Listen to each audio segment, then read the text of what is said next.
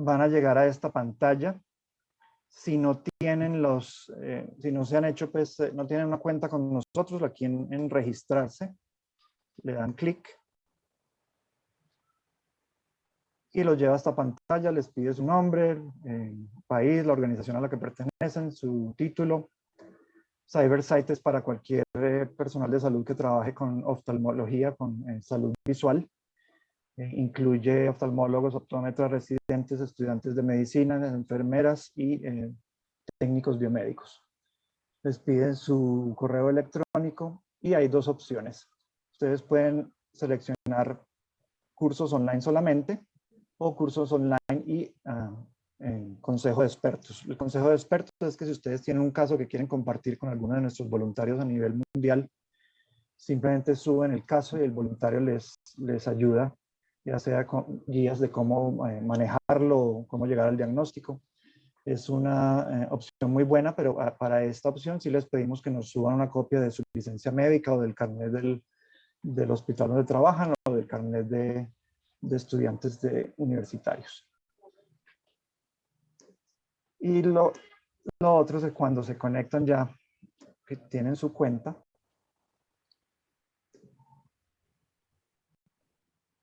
ustedes van a llegar a esta pantalla donde están los cursos. Pueden escoger los que quieran. Y quería decirles que para nosotros ha sido un trabajo que empezamos el año pasado con este curso de retinopatía prematura en inglés, gracias al patrocinio de Alcon, y este año lo logramos traducir al español. Tengan en cuenta que la nueva clasificación del ICOP 3 salió hace un mes, entonces todavía no la hemos puesto allí, pero estamos trabajando en eso.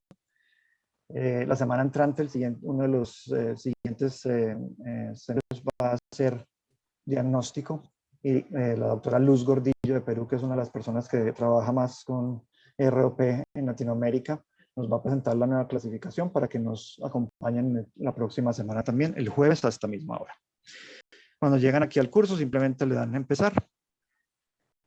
Hay un examen antes para saber cómo están, luego está el curso y después hay un examen posterior para que vean qué tanto aprendieron. Al final, cuando completen los 4 módulos, van a recibir un certificado. Bueno, eso era lo que les quería decir. Ahora sí les voy a presentar a la doctora Claudia Zuluaga Botero. Ella es médica y cirujano de la Universidad del Valle aquí en Colombia. Es oftalmóloga de la Universidad del Valle en 1996 y oftalmopediatra también del Hospital Universitario del Valle y la Fundación Univalle en 1999. La doctora Claudia Zuluaga también hizo una especialización en ultrasonido ocular en el Instituto de Asociación para Evitar la Ceguera en México y lleva trabajando con los prematuros desde 1999, pero está coordinando los programas de prevención de ceguera por ROP desde el 2002. Doctora Claudia, bienvenida. Puede compartir su pantalla y muchas gracias. Muchas gracias a ustedes. Bueno, nosotros vamos a tratar aquí de dar como unas ideas de cómo hacer un enfoque multidisciplinario de la retinopatía del prematuro. O sea, de cómo montar una charla o un programa de prevención de ceguera entre varios por retinopatía del prematuro. Entonces, la idea es que nuestros niños prematuros pues no nos lleguen a las escuelas de ciegos. Y para eso se necesita mucha gente trabajando en eso. ¿Quiénes? Pues tenemos que coordinar todos los actores que están implicados en el cuidado de los prematuros, que empiezan desde los estudiantes de medicina, los médicos generales que están en las unidades de cuidado intensivo neonatal, los pediatras y los neonatólogos. Asimismo, es súper importante tener en cuenta a las secretarias de las unidades de cuidado intensivo neonatal, las enfermeras jefes, las estudiantes de enfermería que están en las unidades. Y en Colombia tenemos un subgrupo que son también las terapistas respiratorias. Además de esto, hay que tener en cuenta a los residentes de oftalmología, porque hay que enseñarles desde que están residentes para que podamos así después ampliar el grupo. Por dar un ejemplo, nosotros empezamos 4 trabajando en el 2002 y ahorita en Colombia somos 64. Entonces, eso no se logra si no empezamos a enseñarles a todos los residentes desde las escuelas. Y obviamente los padres y cuidadores. ¿Qué hay que hacer? Hay que dar, primero que todo, lo que más insistimos nosotros es en visibilizar.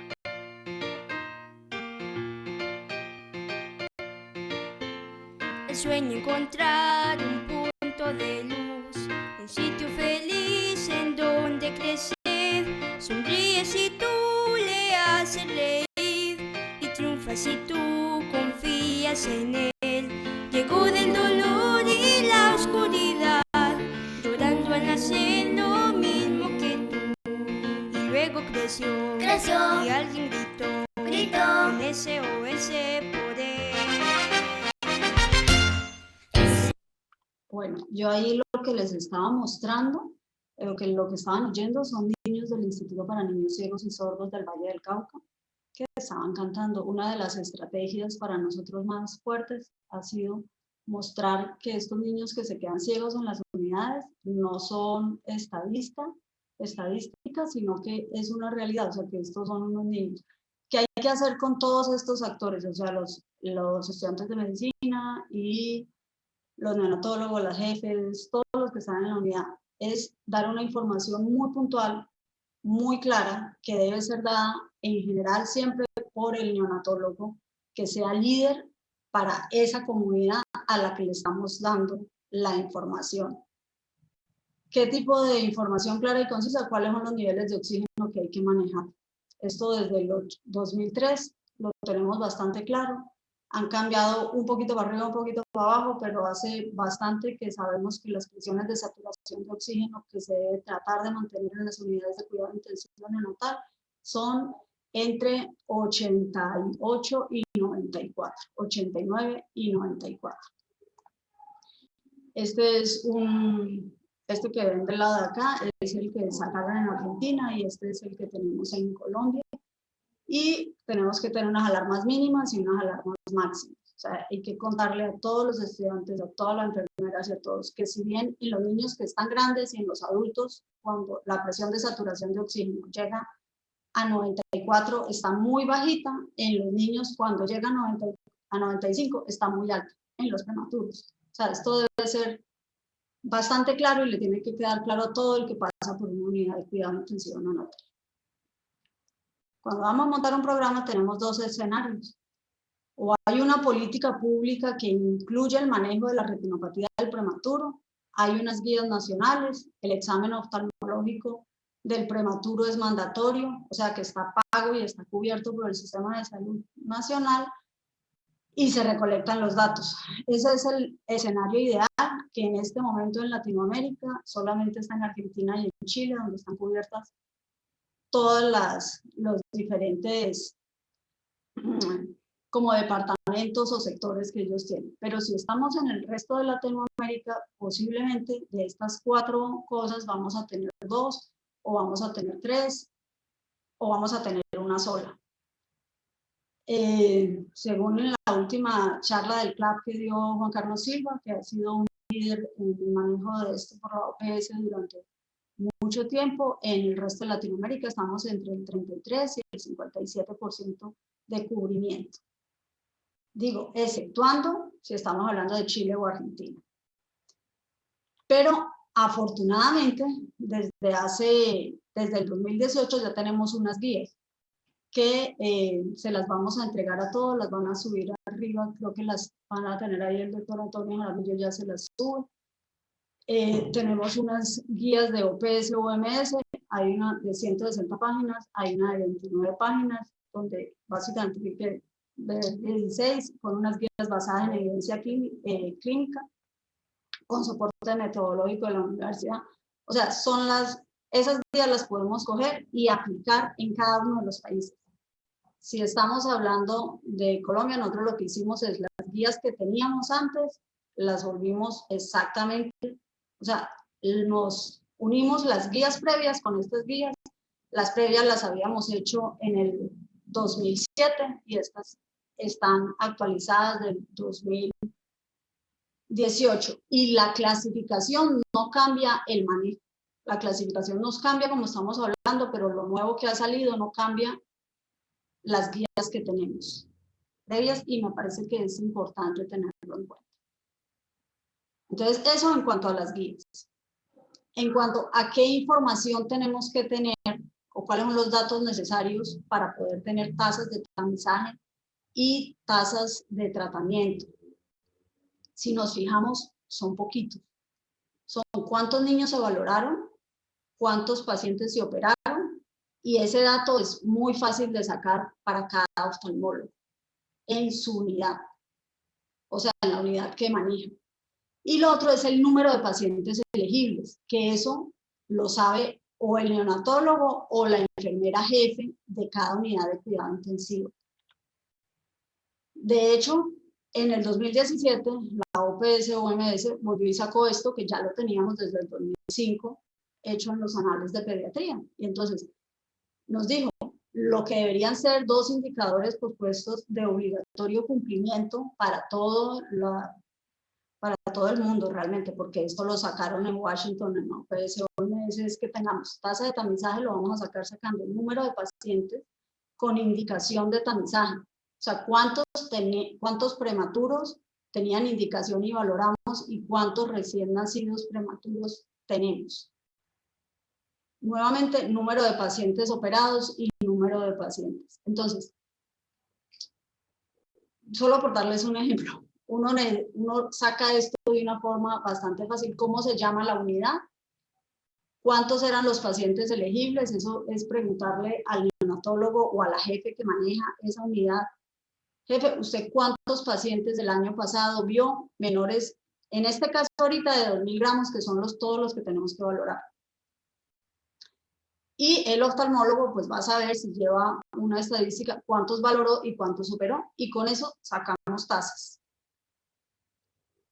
La otra cosa que necesitamos, usted quiere montar un programa en una región o usted quiere montar un programa simplemente, usted salió como residente, le enseñaron a hacer valoración de retinopatía del prematuro y usted llega a su ciudad, que tiene que ser mínimo una ciudad intermedia para que tenga una unidad de cuidado intensivo neonatal, usted llega y usted dice, yo quiero montar el programa. Entonces, lo primero que tiene que hacer es, ¿va a haber una unidad o va a haber varias? Si llegas y quieres ver varias, pues tienes que ponerte de acuerdo a ver quién más está haciendo eso en tu región y si hay más oftalmólogos entrenados o no hay más oftalmólogos entrenados. Aquí lo que tenemos es, lo primero que hacíamos era hacer una ubicación geográfica de dónde tenemos las unidades y con qué oftalmólogos contamos. Ustedes ven de diferentes colores, es quién ya está viendo qué unidad y quién va a empezar a ver las otras y ponerse de acuerdo entre los oftalmólogos que están y los neonatólogos que están. Lo más fácil es llegar y buscar. Casi todas las ciudades tienen como sociedades científicas de neonatología. Entonces uno llega como oftalmólogo a hablar con esta sociedad científica. Sí, y ellos tienen charlas mensuales, entonces ahí arranca uno con eso, una charla en la sociedad científica con los neonatólogos, donde van siempre las enfermeras jefes neonatales, y llegamos a hacer como una compañía de nosotros, o sea, a volvernos amigos. Lo otro que hace usted cuando llega es, en su país ya hay leyes. Si hay leyes, ¿qué leyes hay? Para que las tengas a la mano. Entonces tienes que tener eso, o no hay ninguna ley. Si no hay ninguna ley, pues bueno, no hay ninguna ley. Entonces lo vamos a hacer empezando, lo primero que tenemos que empezar es saber qué unidades, empezar a recolectar datos. Sí, eso es, nosotros arrancamos sin que hubiera ley, ahorita ya tenemos ley, entonces pues ahora obviamente es mucho más fácil montarlo en cualquier sitio que cuando no las había. La estrategia siempre era la misma, llegar a buscar el neonatólogo jefe de la unidad y líder, una enfermera líder encargada, que es la que se va a encargar del programa en esa unidad. O sea, siempre hay que pensar por unidad. No tenemos que pensar cómo voy a montar Colombia o cómo voy a montar Ecuador o cómo voy a montar todo Guayaquil, sino cómo arranco en una unidad y de ahí vamos creciendo a las otras. Entonces, si estamos en Colombia, también tenemos que tener claro cuáles son las terapistas respiratorias que están en esa unidad y en ese departamento, porque normalmente las terapistas respiratorias son 4 o 5 y ellas rotan por todas las unidades de cuidado intensivo natales y hacen turnos en diferentes sitios. Entonces, esa es una persona muy importante de coordinar con el neonatólogo y de cuáles son los manejos de oxígeno que se deben tener. Y si contamos con otro compañero o no. De todas estas personas necesitamos teléfonos, celulares y mails. En este momento, además, si quieren, también está la Sociedad Panamericana de Retinopatía del Prematuro, donde hay una lista bastante grande de la gente que está trabajando en cada sitio. Si estamos en Colombia, tenemos que tener el dato de cómo se llama el gerente de la IPS, o sea, de la clínica donde queremos montar el programa. Y el director médico de esa IPS. ¿Por qué lo tenemos que tener? Porque hay que hablar con él para decirle, venga, vamos a montar este programa, va a haber un día específico a la semana que va a ir el oftalmólogo, esto tiene que estar cubierto, o sea, la unidad tiene que pagar el tiempo de ese oftalmólogo, entonces hay que coordinarlo con los jefes de los neonatólogos, que es el director médico de la clínica donde está ese neonatólogo. Si ya tenemos leyes, entonces hay que ir más arriba. Y es que hay que ir a ver cuáles son todas las IPS que tenemos en ese departamento. Y buscarse el nombre del secretario de salud de ese departamento, porque lo vamos a querer montar en todo el departamento a la vez. Eso es si tenemos leyes. Porque si tenemos leyes es obligatorio, no quiere decir que porque sea obligatorio se hace. Pero si tenemos leyes es mucho más fácil convencer a todo el mundo que tienen que hacerlo. Y pues, por ejemplo, antes yo me eché 10 años para poder montar 7 unidades, pero en 3 meses, cuando ya había leyes, pudimos montar 12, por ejemplo, en la ciudad de Pasto, o con el doctor Milton Guerra en Barranquilla se montó 16 unidades en menos de 2 meses. O sea, es mucho más fácil montar las cosas cuando las leyes están, porque es obligatorio y sobre todo porque ya las unidades no pueden estar abiertas sin que esto se haga. Es por decirles cómo se pudo hacer. Obviamente es mucho más fácil hacer esto si tenemos un grupo y nos coordinamos. Ya cómo se hace en cada una unidad, les va a mostrar la doctora María Eulalia, o sea, quiénes se van a valorar y todo, teniendo en cuenta los protocolos de la OPS o OMS, que son los que se tienen, y cómo lo hace la jefe, también les va a mostrar la doctora, la jefe Diana, de cuál es el papel de cada uno. Pero realmente lo más importante para hacer esto siempre es que tengamos ganas. O sea, que le podamos mostrar, o sea, si uno llega con el interés de hacerlo, tiene que conseguirse el neonatólogo líder de esa unidad y una enfermera jefe que nos ayude. Y como oftalmólogos cumplir con ir entre los horarios que quedamos de ir, que siempre deben ser un día a la semana fijo, o por la mañana o por la tarde, pero que todo el mundo sepa que ese día se puede contar con un oftalmólogo que llega a esa unidad. Y súper importante, llevar estadísticas desde el principio. No son muchos, pero Dios los puso ahí, un poquito más cercanos, me lo regaló a mí, para hacerme comprender un poco más el calibre del amor de mi Padre Celestial.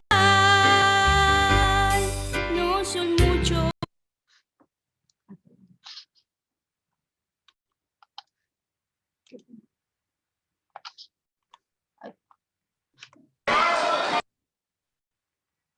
Qué pena. Entonces, a nosotros siempre nos ha servido mucho mostrar los niños. Y al principio mostrar de qué unidades habían nacido los niños. Porque tendemos mucho a decir que que los niños no están, o sea, porque los niños no los vemos. Cuando estamos en las unidades de cuidado intensivo neonatal, no sabemos que los niños se están quedando ciegos. No tenemos ni idea, los niños salen y nadie sabe que están teniendo la enfermedad, porque esta no es una enfermedad que se vea.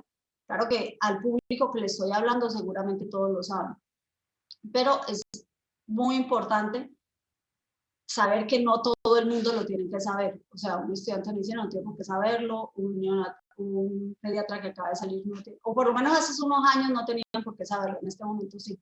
Entonces, en este momento, entonces siempre mostrar que es cierto, dar charlas, tener unos protocolos claros y hacer visitas a cada una de las unidades con, aquí por ejemplo el doctor José María Celano, que en la época en que empezamos esto, era el presidente de la Sociedad de Neonatología y pues dio vueltas por todo el país con nosotros, y la doctora María Eulalia, que les va a hablar ahorita, pues también le tocó, ella estaba hablando de otras cosas, pero siempre estábamos en lo mismo, o sea, es que parte de la educación continuada en neonatología en el país incluya oftalmología.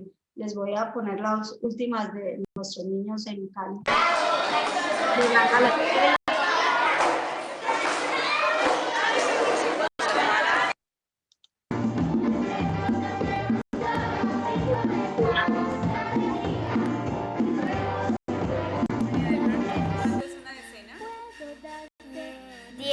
Vamos a escribir el número 10 en tu aula. 0 unidades y una decena. Partir mis papas fritas y unas galletas regalarte. Eres amigo, muy amigo, solo a ti cuento lo que siento, porque yo sé que tú sabrás guardar muy bien todos mis secretos. Doctor, lo dejo. Excelente, doctora, muchas gracias. Yo tenía una pregunta para usted y un comentario para nuestros participantes. Si quieren hacer preguntas, ahí está el botoncito para que las hagan y yo se las transmito a los panelistas. Mi pregunta es, usted dijo que se demoró 10 años montando 3, pero cuando la ley salió, montó en 3 meses 12 y 16. ¿Qué participación tuvo usted en esa ley? ¿Cómo fue eso? ¿Cómo fue ese proceso? Pues mucha. O sea, muchas veces, a ver, lo que no, nosotros lo que hicimos, pues lo que a mí me pasó es que yo veía a los niños, pero yo no sabía que esto era la primera causa de ceguera. En el 2002, trabajando en el Instituto para Niños Ciegos y Sordos, haciendo un trabajo para ver cuáles eran las causas de ceguera en Cali, me encontré que el 33% de los niños que se quedaban ciegos en mi departamento era por retinopatía del prematuro. Y yo era oftalmóloga de allá y siempre habíamos visto los niños desde el 93. Uno subía y veía a los niños que le decían que había que ver y volvía y se bajaba. Pero veíamos una unidad que era la unidad más grande del Valle del Cauca, pero habían 7 unidades más en otros sitios. Y esas otras unidades pues no se veían. Pero cuando uno llega a esa ecografía y me di cuenta de eso, ¿qué? El 33% brutos se nos están quedando. O sea, ¿cómo así que está pasando esto? Yo realmente me sentí muy responsable de eso. Entonces dije, pero uno tiene que escribir eso, porque eso no estaba en ninguna parte. Y pues la verdad me eché más de 1 año y pico, porque uno cuando está estudiando medicina no piensa que escribir es importante, y menos hace 30 años que yo terminé medicina. Entonces, pues eso lo escribimos al escribir que, mostrar pues que era la primera causa de ceguera, que era el 33% de los niños, y en el 2003 sale un artículo donde dicen que la retinopatía del prematuro, si se manejaba unos niveles de oxígeno, no se tenían que quedar ciegos los niños, sino que no se tenían que quedar ciegos, sino eso era en países desarrollados, sino los menores de 750 gramos. Y yo vi que nosotros el 80-90% de los niños eran mayores de 1000 gramos, los que ya estaban ciegos. Y dije, ¡ah! Brutos. Entonces la idea no es que yo aprenda cómo opero esos niños, sino que yo vea cómo no hay que operar esos niños, porque hay una forma de prevenir eso, y eso es con neonatólogos. Entonces me fui a buscar a los neonatólogos a mostrarles eso. Me demoré a volverlo a escribir hasta el 2005, escribir otro que mostrara cómo implementar el programa Bajaba. Entonces, en el primer mundial de retinopatía, 2006, mostramos cómo pasamos de 33, teníamos 18% de tasas de retinopatía en esa unidad que era la más grande, y manejando oxígeno pasamos, o sea, siendo muy estrictos, realmente con la enfermera jefe y las terapistas respiratorias, y consiguiendo pues los oxímetros se bajaba del 18% al 4.7% en un año. O sea, 3 años para hacerlo en esa unidad. Digo, me demoré 10 porque para poder cumplir con las 15 unidades que teníamos en el Valle, pues me echamos 10 años. Pero como estábamos teniendo estadística, y eso se pudo escribir, o sea, se escribió es primera causa de ceguera y se escribió, se puede bajar de esta forma. Se hizo una reunión que fue con líderes de neonatología, donde también, o sea, y ellos pues cuando vieron eso dijeron, ah, ¿cómo así? Entonces empezamos a trabajar entre todos y a llevarlo al ministerio, y con ese mismo artículo, ese también estaba de toxoplasmosis ocular, llegó, y una de las jefes de allá de discapacidad visual, porque nosotros entramos por discapacidad visual en el 2008, dijo, no, pues hay que valorar a los niños, porque hasta el 2007 los niños menores de 7 años los veían en Colombia los optómetros, no los oftalmólogos. Entonces, pues realmente fue ir muchas veces, mostrar el problema, que se fuera empezando a escribir hasta en periódicos y en sitios diferentes que esto estaba pasando. Y al mismo tiempo ir formando gente. Entonces, los que se iban formando, pues no solamente yo, también el doctor Juan Carlos Serrano en Bucaramanga estaba formando gente para hacer eso. En Bogotá estaba el doctor Medina. O sea, habíamos bastantes personas trabajando en sitios diferentes. Luego apareció Pedro Acevedo. O sea, se han ido sumando mucha gente al proceso. Pero realmente los claves para que saliera la ley, que salió, que se tenía que hacer desde el 2013, también para poderla hacer, me dijeron los del ministerio, usted tiene que demostrarnos que eso que usted dice que se hace en el Valle del Cauca se puede hacer en otra parte. Entonces, nos fuimos para Santa Marta porque habíamos hecho reuniones, siempre las reuniones eran con sociedades científicas, como les digo, donde usted llegue, hay sociedades científicas de oftalmología y neonatología. Lo que uno tiene, lo más fácil es pegarse a los neonatólogos, porque además los neonatólogos son los jefes de las unidades. Y ellos, pues ellos tienen más peso, son más, van más al ministerio. Perfecto. Muchísimas gracias. Increíble su trabajo, todo lo que ha venido haciendo en Colombia por ayudar a estos niños. Y muchas gracias por estar con nosotros esta noche. Ahora les quiero presentar a la doctora María Eulalia Tamayo. Ella es médica de la Universidad de CES en Medellín. Hizo pediatría en la Universidad de Antioquia, neonatóloga en la Universidad de Barcelona y también tiene una maestría en epidemiología clínica de la Universidad de Antioquia. La doctora María Eulalia lleva trabajando con neonatos por cerca de 20 años. Doctora, puede compartir su pantalla. Y recuerda que activar su micrófono. Bueno, muy buenas noches ya para todos. Muchísimas gracias, Antonio, por la presentación, y Claudia, pues también por su excelente introducción en este tema. O sea, definitivamente, como dice Claudia, el éxito de estos programas es trabajar en conjunto. Esto yo creo que es el éxito en general de cualquier actividad que queramos puntualmente con el recién nacido, pero en general en medicina, y es que definitivamente la unión hace la fuerza. O sea, cuando trabajamos y aprendimos todo lo que hizo Claudia en Cali, nos permitió poder hacerlo en otras regiones y que cada vez fuera mucho más rápido la implementación de estos programas. Bueno, para poder saber qué niños vamos a evaluar, tenemos que hablar un poquito de cuáles son esos factores de riesgo y poder definir en qué momento vamos a realizar este tamizaje. O sea, ya una vez montado el programa, definir qué pacienticos vamos a evaluar.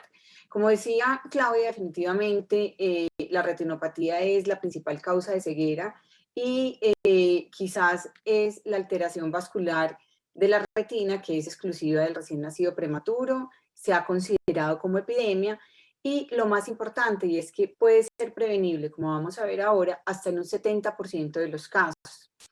La incidencia es muy variable y definitivamente los datos que podemos obtener de estos programas nos van a permitir conocer las incidencias no solamente en nuestras unidades neonatales, sino en la ciudad, en la región y en el país. Vemos que las incidencias que están publicadas son muy, muy variables. En países desarrollados se hablan de incidencias entre 4 al 30% en menores de 1.500 gramos, va a depender muchísimo entonces de nuestra población. En países con menos recursos la incidencia va a ser muy variable, va a ser mayor a menor edad gestacional y peso al nacer, y también va a depender muchísimo de qué tanta información registremos. Entonces no quiere decir que la falta de datos es que no se encuentra el problema. Y definitivamente veíamos con toda la experiencia que Claudia nos contó que es la principal causa de ceguera.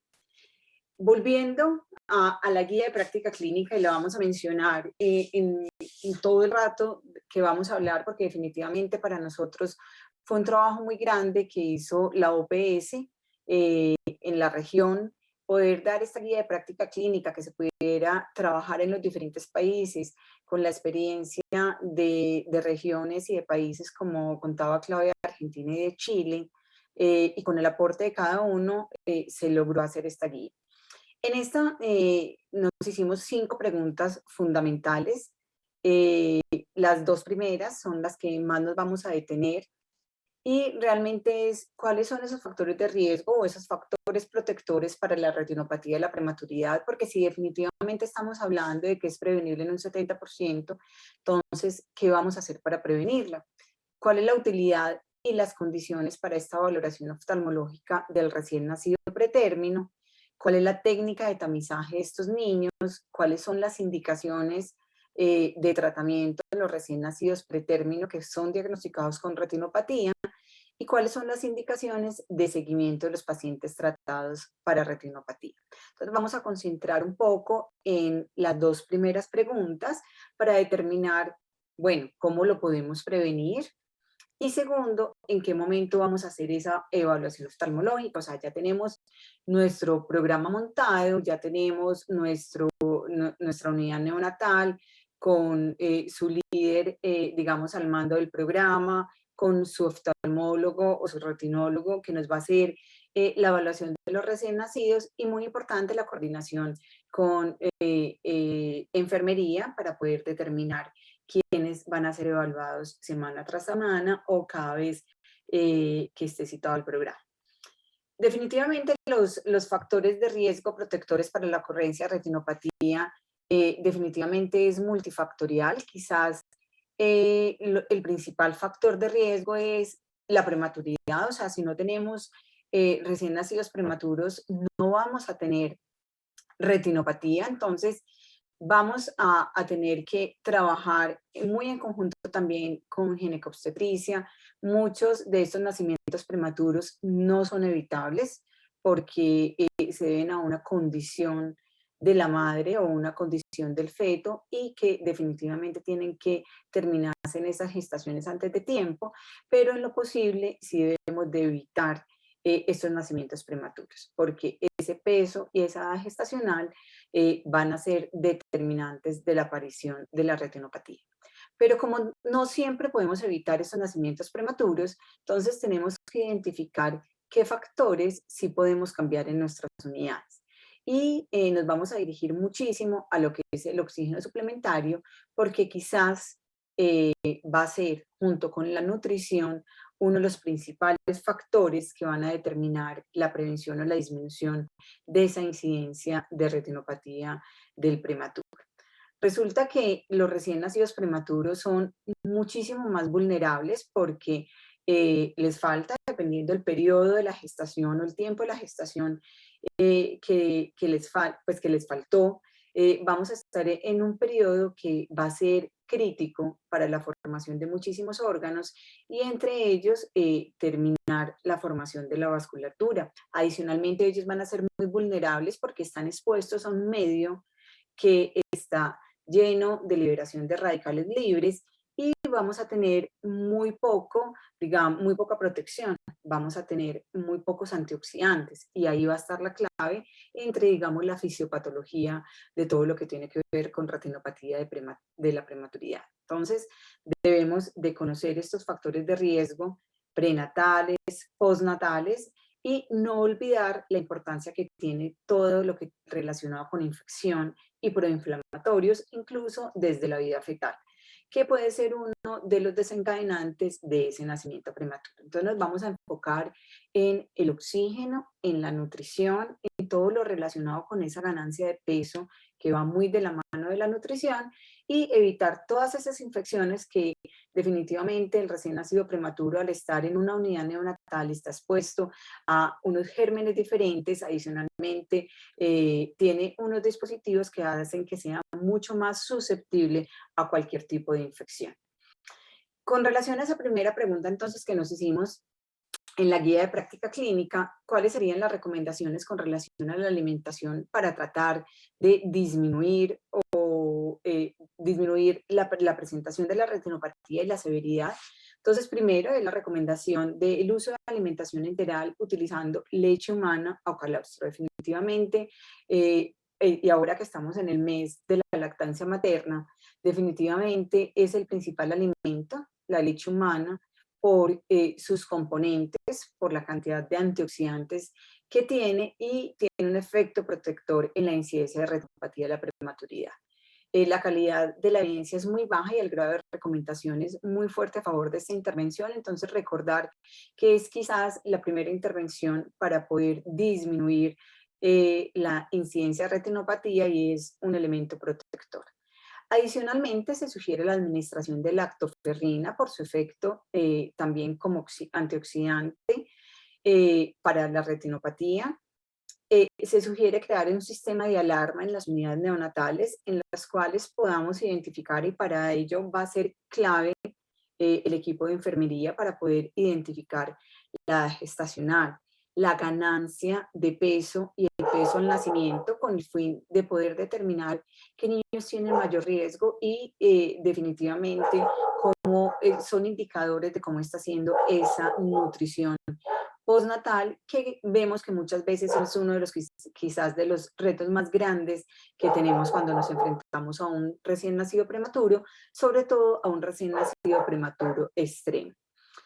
Se sugiere la suplementación de vitamina A, vitamina E o inositol en los recién nacidos prematuros, teniendo en cuenta que es su efecto antioxidante. Ustedes se preguntarán, pero entonces, ¿cómo lo podemos suplir? Se puede suplir por medio de la nutrición parenteral con un muy buen aporte de vitaminas, o también como suplemento adicional una vez el recién nacido tolere de forma adecuada la alimentación enteral.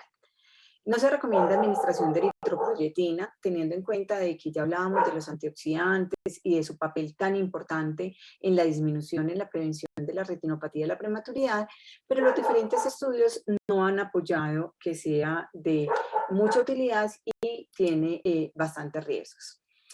Uno de los puntos que mencionábamos que era clave era relacionado con el manejo del oxígeno. Entonces, vamos a empezar desde el momento del nacimiento. Las últimas guías de reanimación definitivamente nos apoyan que debemos de iniciar la reanimación con ventilación con presión positiva, en caso de que el recién nacido lo requiera, con bajas concentraciones de oxígeno. En el recién nacido mayor de 35 semanas, con una FiO2 al 21%, y en los menores entre el 21 y el 30%. Cada vez la menor concentración posible, y muy importante siempre tener monitorizada la saturación de oxígeno de forma constante. Y cuando hagamos cambios, pues que sean cambios que no sean muy drásticos, para evitar periodos de hiproxia, periodos de hipoxia, que quizás son esas fluctuaciones grandes las que más nos van a ayudar a que se presente la retinopatía. Se recomienda mantener en las salas de parto los rangos de saturación, las metas de saturación. Para la guía de OPS, a los 3 minutos, mantener una saturación entre 70 y 75, y vamos a ver que alrededor de los 10 minutos vamos a lograr una saturación, digamos, mayor, alrededor de 85 y 95%. Recordemos que el feto inútero está en un ambiente que es en un ambiente hipoxémico, entonces no tenemos que hacer un aumento muy rápido de esa saturación. Debemos de ajustar los niveles de oxígeno si requerimos incrementos o disminución cada 90 segundos, tomando como referencia los esperados, según las metas que tenemos. Muy importante siempre en nuestras unidades, como nos decía Claudia, mantener constante la monitorización, pero más allá de esto, mantener nuestras alarmas de forma correcta, ¿cierto? Porque muchas veces cuando visitamos y empezamos con los programas, las diferentes unidades neonatales, nos encontrábamos con que las alarmas pitaban y pitaban saturaciones de 100% y felices porque el niño estaba supremamente bien, muchas de estas unidades a nivel del mar. Entonces, tener presente las alarmas, la recomendación es que las alarmas estén teniendo en cuenta que la saturación ideal será entre 89 y 94%, entonces colocar la alarma de saturación mínima en 88%, la alarma de saturación máxima en 95% en los recién nacidos que están recibiendo oxígeno. Esto va a ser clave porque el objetivo es retirar lo más pronto que el paciente lo permita esa administración o ese oxígeno suplementario.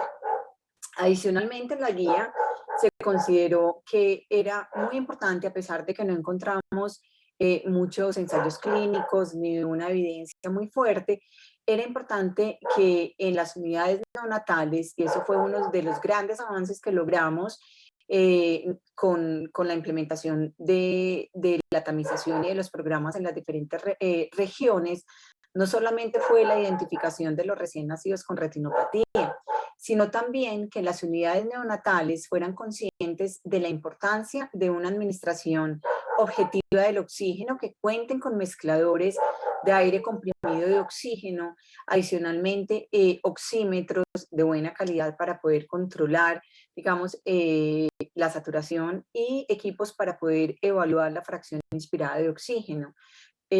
Adicionalmente, tratar de tener los niños que tienen ventilación invasiva, que están intubados, evitar al máximo esas fluctuaciones en la administración de oxígeno, y para esto es muy importante que en el momento de aspirar, de hacer una higiene bronquial, sea con un sistema de aspiración cerrada, todo eso, como les digo, para evitar esos periodos de hipoxia y hiperoxia que definitivamente son claves en la retinopatía. Y muy de la mano de esto es contar entonces con flujómetros que sean cada vez que administren cada vez menor cantidad de litros. Los más comunes que utilizamos son los de 5 litros. La idea es que tengamos de 5 litros también y microflujómetros de 1 litro para permitir que podamos administrar oxígeno a una menor concentración. Y recomendamos también cuando el niño lo requiera, ojalá utilizar soportes no invasivos como el CPAP, porque con ellos podemos utilizar menores flujos. Acá es para que nos hagamos una idea y si tienen alguna pregunta también la oportunidad de que la hagan. Estos son los mezcladores que, digamos, se consiguen de forma comercial, que simplemente acá yo selecciono, este es por ejemplo para 2 pacienticos, selecciono qué FIO2 quiero y cuántos litros. Entonces cuando yo administro oxígeno, uno es la dosis, digamos, que es la FIO2, y otro es la cantidad que yo le voy a dar, o sea, los litros por minuto. Acá cuando no tenemos estos mezcladores podemos utilizar un mezclador de oxígeno que, como decimos, el estándar es de 15 litros, pero también encontramos de 5 litros y de 1 litro y un aire mezclado. Entonces, tener en cuenta que en nuestras unidades neonatales debemos de tener forma de administrar tanto oxígeno como aire mezclado, y esto va a ser siempre cuando estamos en un niño con un soporte ventilatorio invasivo, no invasivo, cuando le tengo que dar ventilación con presión positiva, cuando le tengo que colocar una cánula nasal de bajo o de alto flujo, cuando lo tengo que transportar a la realización de algún examen, cuando lo tengo que reanimar. Entonces, tener esto muy presente, Para esto ya hay unas, digamos, unas Y que son comerciales, que simplemente cada una de esas mangueritas se une a la fuente de aire, a la fuente de oxígeno, y ya se puede administrar, ojalá caliente y húmedo. Esta es una tablita que ya está en el comercio, que es simplemente para uno de los dispositivos para dar ventilación con presión positiva, que es el NEOTI, y nos da una indicación de, según la cantidad de flujo de oxígeno que estemos administrando, pues cómo va a ser. Y esta es una formulita para saber, según la cantidad de litros de oxígeno y de aire, qué FiO2 podemos obtener. Definitivamente tenemos que hacer un seguimiento del recién nacido en cuanto al crecimiento, entonces debemos de conocer cómo está siendo la ganancia de peso en esas semanas, y en cuanto a cuándo vamos a hacer esa primera valoración, entonces el primer examen oftalmológico pues lo vamos a hacer de acuerdo a la edad gestacional al nacer y el tiempo de vida que se requiere. Entonces, esto es lo sugerido en la guía, es que los recién nacidos en general, a menor edad gestacional, vamos a hacer la evaluación, nos vamos a demorar un poco más para ese primer tamizaje, para lograrlo hacer alrededor de las 30 semanas, pero en general, en los mayores de 26 semanas, lo vamos a hacer a las 4 semanas de vida. Esa va a ser la primera valoración. Pero entonces, ¿en qué niños vamos a hacer esa valoración? Entonces, la idea para Colombia es muy importante que cada región tenga sus propias guías, pero en general el tamizaje se debe hacer en todos los recién nacidos con peso al nacer de 2.000 gramos o menos, y o que tengan 30 semanas o menos de edad gestacional al nacer, con cualquier peso que presenten al menos alguno de estos factores de riesgo, que hayan necesitado ventilación mecánica, que hayan requerido oxigenoterapia, teniendo en cuenta la importancia como factor, la infección que presenten o hayan tenido sus madres coriomionitis, o que el niño haya tenido una candidiasis, que tengan una hemorragia intracraneana o una leucomalacia periventricular, teniendo en cuenta que son morbilidades que se ha encontrado gran asociación con la presencia de retinopatía, y son niños que han estado mucho más graves y seguramente han requerido soporte ventilatorio de oxigenoterapia,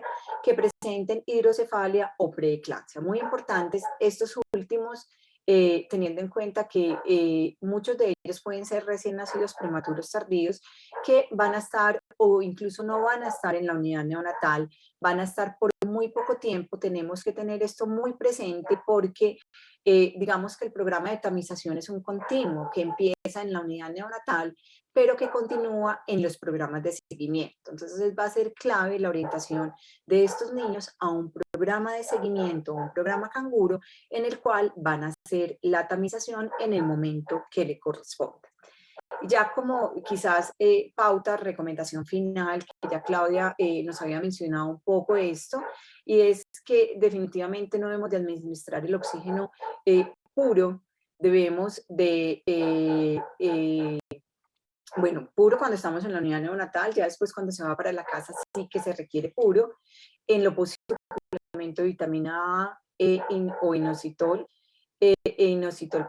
y siempre prioritariamente alimentar a nuestros bebés con leche materna, tener ajustado muy bien la FiO2 desde sala de partos y lograr las metas que tenemos, evitar fluctuaciones de hipoxia, hiperoxia, que sean lo menos frecuente posible, siempre el oxígeno administrarlo húmedo y caliente, usar microflujómetros, siempre con mezcladores, y mantener nuestras alarmas y nuestros rangos de saturación en los ideales para evitar la retinopatía. Porque definitivamente en la prevención quizás lo más importante es poder trabajar en esa administración de oxígeno, que también va a estar muy relacionado con aumento en la mortalidad, un manejo multidisciplinario, recordar que somos un equipo en el cual va a ser fundamental el manejo de enfermería, el manejo de terapia respiratoria, el trabajo que hace nutrición y el acompañamiento que nos da, y clave una evaluación y una detección temprana para poder hacer una intervención oportuna y poder evitar la ceguera en nuestros pacientes. Bueno, esto era lo que tenía para contarles. No sé si tienen, Antonio, alguna pregunta. Por aquí tengo unas cuantas, pero es como una mezcla para todos. Entonces, ahorita que termine la jefe Diana, las hacemos para que conversemos. Excelente, excelente presentación, doctora. Muchísimas gracias. Y ahora quiero presentarles a la jefe Diana Carolina Hernández, enfermera egresada de la Universidad Libre de Cali, Colombia, que lleva trabajando con recién nacidos 13 años. Enfermera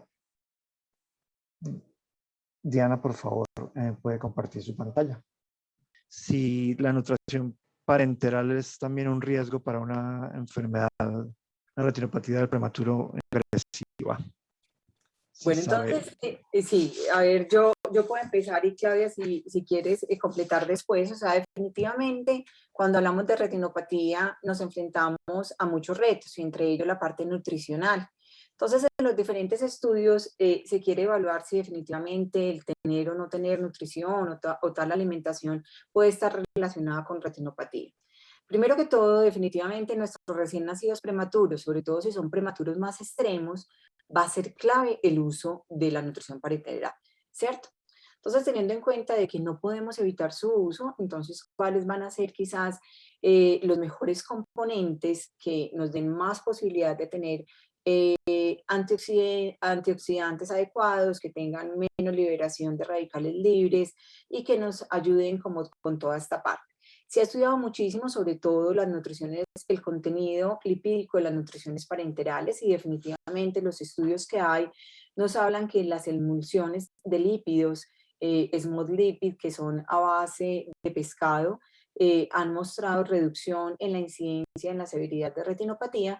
Sin embargo, la mayoría de los estudios son estudios observacionales o estudios de antes y después, y los metaanálisis o las revisiones sistemáticas que hay nos hablan de que necesitamos quizás un ensayo clínico con un mayor número de pacientes de forma prospectiva, en el cual podamos evaluar puntualmente el factor de la nutrición independiente del factor de la prematuridad o de la severidad del paciente, y en base al contenido de omega 3 que pueden tener estos lípidos y su importancia en el desarrollo visual y en todo el proceso antiinflamatorio. Bueno, yo les voy a hacer la presentación de lo que es el rol de enfermería como tal en la prevención y detención de la ROP. Los criterios pues, de valoración, como ya los dijo pues, la doctora Eulalia, de todas maneras pues, recordarles, el de prematuro de 27 semanas, todo prematuro menor de 27 semanas, cuando cumpla las 30 semanas de edad corregida, prematuro mayor de 27 semanas a la 4ª semana de vida. Y antes. Antes de salir. Prematuro también de 36 semanas que tenga los factores de riesgo que a continuación les voy a presentar, y recién nacido con peso menor o igual a 2.000 gramos, que debe de tener su valoración previo al egreso. Pues, lógicamente, sobra decir que el paciente con estabilidad hemodinámica, tenemos a veces prematuritas que a pesar de que ya tienen la edad para su valoración, pero está muy crítico. Entonces lo que hacemos es, para la siguiente semana, que ese paciente esté más estable, realizarle la valoración. Los factores de riesgo, pues ya los mencionamos: ventilación mecánica prolongada, oxígeno suplementario, infección con mamita con poliomelitis o candidiasis, hemorragia intraventricular, leucomalacia e hidrocefalia. Y madre preeclántica. Bueno, en cuanto ya cómo favorecemos nosotros ese cuidado de ese pacientico, cómo podemos ayudar.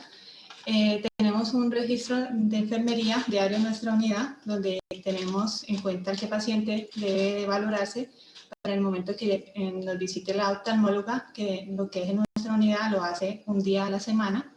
Entonces, tener ahí pendiente qué pacientico, qué día va a requerir su valoración.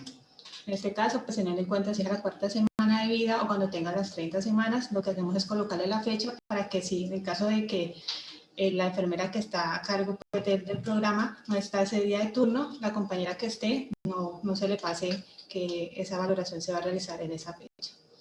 Adicional también hay algunas unidades en que se cuenta con un tablero. Ese tablero es de los pacienticos, tiene los nombres, la edad gestacional, los datos pues, que se requieren para la valoración de esos pacientes, como recordándonos a todos de que esos pacientes son prematuros y que estamos pendientes de que deben de ser valorados.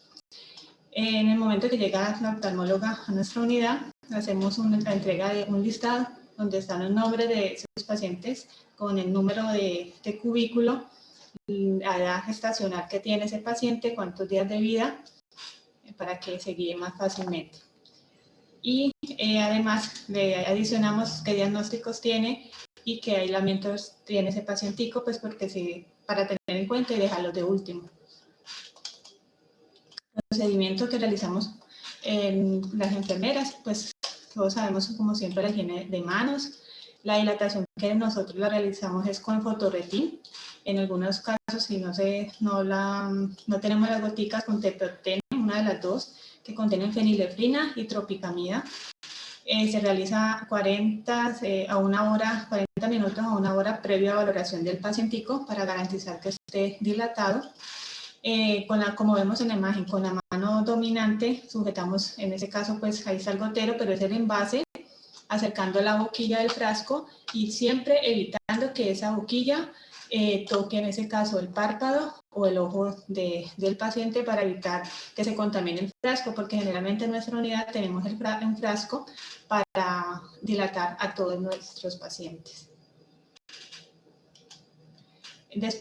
Posterior a la colocación de las goticas, lo que hacemos es vigilar y pues monitorizar ese pacientico. Igual pues no hemos tenido ninguna situación, pero de todas maneras debemos de tenerlo vigilado en ese momento. Vigilar lo que es la frecuencia cardíaca, la presión arterial.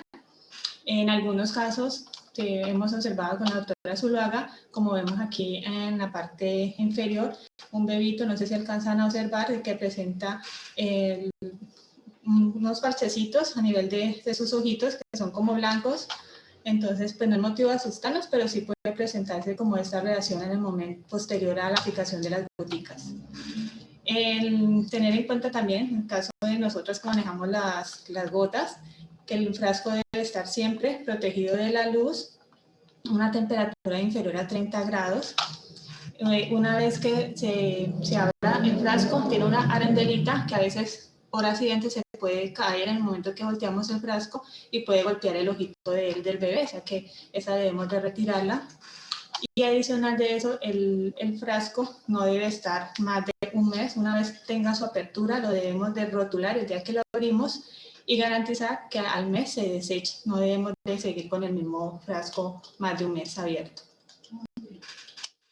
Bueno, entonces lo que es el proceso administrativo de enfermería es algo como, aquí es como una pequeña, un pequeño resumen. Lo que hacemos siempre es como enfermeras seleccionar qué pacientes van a ser valorados.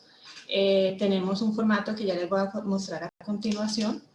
Este formato es el que maneja la oftalmóloga. Esta parte es la que diligenciamos como tal las enfermeras, donde colocamos la unidad de procedencia del paciente, qué entidad de salud tiene el paciente, si va a ir al programa Canguro, los nombres, identificación, la fecha en que nació, la edad gestacional, la fecha en que se le realiza el examen, la edad cronológica del paciente, el peso con que nació, si es niño o niña, y pues si ha requerido oxígeno o no. Igual eso también nos hace parte para ayudarnos en la estadística que requiere cada clínica, y pues que la doctora Zuluaga también muy juiciosamente nos lleva.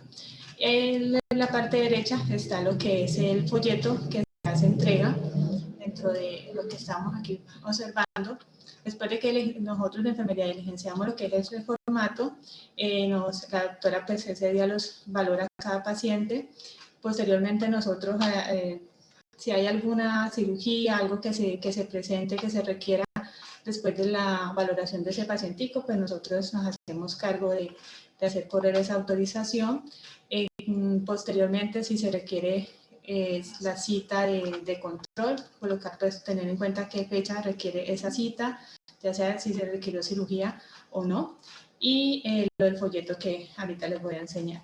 Siempre tenemos que tener en cuenta cuenta, verificar la información que recibió el cuidador, porque pues en nuestra área tenemos familiares que de pronto en muchos casos hasta no manejan el español, que son indígenas. Entonces, tener como muy presente y verificar siempre la información que recibieron, si fue clara, para que ese paciente posteriormente no se pierda y pues no tenga pues posteriormente los riesgos que ya conocemos. Sensibilizar la importancia de los controles, lo que es en nuestro país, esos controles son gratuitos, o sea que es como hacerle saber, explicarle muy bien y decirle que es gratis, que no tiene que realizar ningún pago, y la importancia de esas valoraciones para que su bebé no vaya a llegar a tener una ceguera más adelante. El folleto que les estaba diciendo es este que está aquí azulito, que se le debemos de entregar, donde dice los datos de con qué nació, la edad gestacional, la fecha de nacimiento y la cita que deberá asistir y dónde va a asistir, pues para que eso no se pierda y ellos tengan el dato muy preciso. Bueno, ¿cómo minimizar el riesgo? Entonces, pues ya conocemos primero el uso responsable de oxígeno. Un paciente que no requiera oxígeno, pues no debe de tenerlo. Como ya decían las oftalmólogas, la saturación en lo que es en los monitores, lo que es en nuestra unidad, los monitores si están por debajo de 88 o por encima de 95%, todo el tiempo están pitando, las alarmas tienen el sonido es bastante fuerte, como para asegurarnos de que tenemos que ir a mirar a ese paciente y que en ese caso, si tiene oxígeno, pues empezarle a bajar un poco al FiO2 que tenga ese paciente. Los mezcladores de oxígenos, como dijo la doctora Eulalia, la importancia, no colocar oxígeno puro, no sé si todavía haya, pero lo que siempre hemos de garantizar, pacientes con cánulas, que tengan oxígeno y con aire. El oxígeno debe llegar húmedo y tibio a ese paciente, y pues las bajas concentraciones que siempre debemos de tratar de manejar en esos bebitos. Bueno, lo que hay aquí en el lado derecho es una imagen, pues es como debemos tener en cuenta una muy buena comunicación, un engranaje entre la terapeuta, la enfermera y el pediatra. Siempre que debemos de trabajar en equipo, esa es como una de las no sé cómo decirlo, de las cosas como más importantes, la comunicación, de que si yo ya veo que ese paciente me está saturando 98, 100%, decirle a la terapeuta, le bajamos a ese paciente un poco el FiO2, porque pues ya sabemos los daños que puede ocasionar en los ojitos. Entonces así uno no esté, la terapeuta ella misma también ya empieza pues a bajar. Y también pues comentarle al pediatra, porque pues depende del caso de cada paciente, si es un paciente de una cardiopatía o bueno, cosas así, depende de su patología como tal. Entonces siempre es que haya muy buena comunicación para que esto como tal funcione bien. Bueno, de nuevo pues es lo que la hojita del lado izquierdo es la que manejamos, el formato que maneja la oftalmóloga. Después ella nos coloca qué próxima fecha requiere ese paciente la valoración. Y en la de la derecha es nuevamente pues es el folletico que debemos de garantizar que se le entregue previo al ingreso a ese paciente o en el momento de la salida, con los datos de la próxima cita, con fecha, con la hora y el lugar en que va a hacer su próxima valoración. Esto es como tal la presentación. Muchísimas gracias, jefe Claudia. Como lo mencionan todos ustedes, es un trabajo pues, en equipo que requiere una coordinación de todos los que trabajan dentro de la unidad de cuidados intensivos y comunicación estricta pues, entre enfermería, terapia respiratoria, oftalmología y neonatología. Vale, entonces si quieren me escriben a antonio.jaramillo@orbis.org si están interesados en el software y yo me comunico con la doctora Claudia, se los envío. Una feliz noche para todos. Muchísimas gracias a nuestros panelistas y nos vemos el martes. Bueno, muchas gracias. Feliz noche. Feliz noche.